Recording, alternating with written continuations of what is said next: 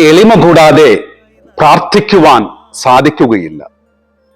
അഹങ്കാരത്തോടു കൂടിയുള്ള പ്രാർത്ഥന സ്വർഗത്തിന്റെ വാതിൽ അടയ്ക്കുന്നു. എളിമയോടുകൂടിയുള്ള പ്രാർത്ഥന സ്വർഗത്തിന്റെ വാതിൽ തുറക്കുന്നു. അഹങ്കാരത്തോടുകൂടി ഫരീസയൻ ദൈവത്തിനു മുമ്പിൽ പ്രാർത്ഥിച്ചു. ആ പ്രാർത്ഥന ദൈവം തിരസ്കരിച്ചു. എളിമയോടുകൂടി ചുങ്കക്കാരൻ ദൈവത്തിന്റെ സന്നിധിയിൽ പ്രാർത്ഥിച്ചു. ദൈവം അത് സ്വീകരിച്ചു.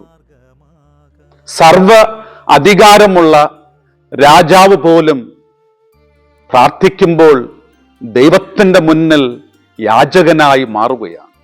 കാരണം എളിമ കൂടാതെ പ്രാർത്ഥിക്കുവാൻ സാധിക്കുകയില്ല.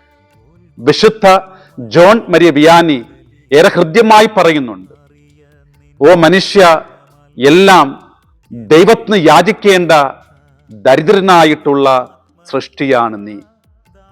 പ്രാർത്ഥനയ്ക്ക് എളിമ അനിവാര്യമാണ്.